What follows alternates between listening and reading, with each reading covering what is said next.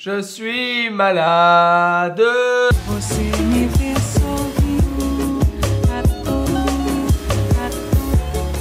Eh bien salut tout le monde, c'est Romain de la chaîne Tech News et Test, complètement malade mais toujours là, ensemble, on est fort, on y est pour la high-tech encore une fois.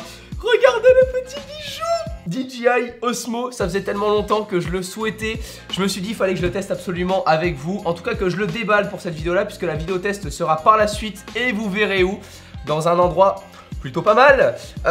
Il sera accompagné en tout cas du vidéo mic micro, tout simplement, vidéo micro de chez Rode. J'ai très peu d'appareils de chez Rode, j'ai le NTG2 qui m'enregistre juste ici et donc je voulais tester. C'est un tout petit gadget là pour le coup qu'on viendra plug sur notre petit stabilisateur puisque qu'est-ce que le DJI Osmo? C'est tout simplement un stabilisateur directement incrusté avec la caméra 4K et pour le coup je peux le dire enfin, c'est réellement de la 4096 par 2160, c'est pas de l'Ultra HD. Ouah, j'ai failli me défoncer le doigt.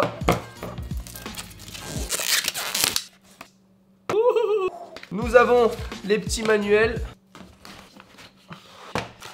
des câbles, un petit dragon de protection, une petite sangle de protection et là un petit capuchon si on ne se sert pas des vis à côté. La petite recharge pour la batterie de 480 mAh. D'après ce que j'ai entendu, c'est pas non plus le feu de Dieu. Donc on viendra en prendre une deuxième par sécurité comme je l'ai fait, je vais la recevoir dans pas longtemps. Wow. C'est beau. Oh. Oh. Je vais kiffer. Mais vraiment kiffer. Alors, on va pas toucher à tout parce que je sais pas encore comment ça marche. Mais tout ce que je sais, c'est que là, on va avoir le petit support pour le smartphone qui va venir être ici. Donc, on vient ouvrir ici. On va venir mettre notre smartphone comme ceci. Voilà. Et là, on vient, boum, le plug.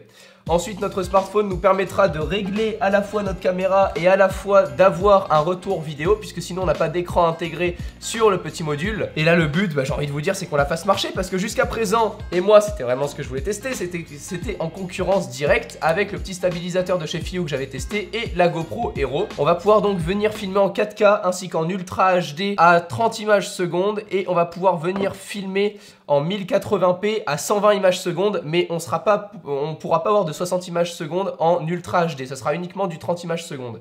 Ici je suppose qu'on va venir avoir la batterie. C'est très propre en tout cas, je kiffe, ça me fait beaucoup penser au packaging de chez GoPro ou de chez Apple. Je parle pas de la marque, je parle du packaging. On lock, la petite mise à jour des familles. Boum. Allez, t'as vu ça un peu?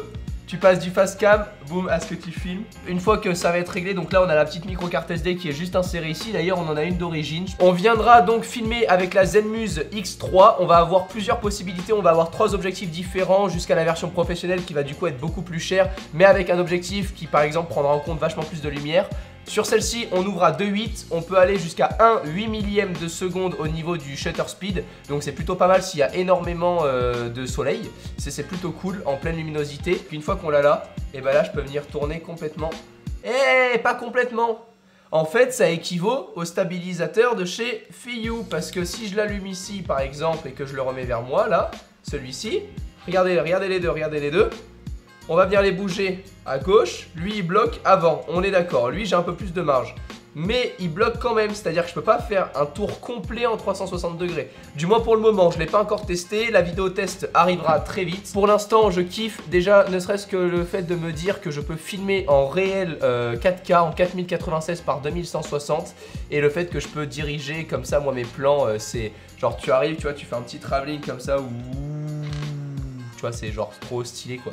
Enfin moi je suis totalement fan et juste le fait d'appuyer 3 fois et que ça se retourne vers toi pour que tu puisses parler à la caméra directement sans avoir à retourner ton bras et que tout soit entièrement gyro-stabilisé, je kiffe. Donc c'est voilà, c'est un petit stabilisateur sur 3 axes. Ça coûte environ 600 €, donc on est environ 300 € de moins cher que d'avoir un stabilisateur à environ 300 € et une caméra à 500 balles. Et pour ne pas faire de la full, de l'Ultra HD en 3860, mais bien en 4096. Donc c'est pour ça que je suis impatient de tester ça. C'était tout concernant cette petite vidéo. Si elle vous a plu, n'hésitez pas à lâcher un petit j'aime, ça la référencera encore mieux pour la partager encore à plus de monde. Et d'ici les prochaines, on se retrouve très vite pour un nouveau déballage, un nouveau test, une nouvelle vidéo, mais vous inquiétez pas, on va s'éclater, je vous le promets. À très vite, ciao tout le monde.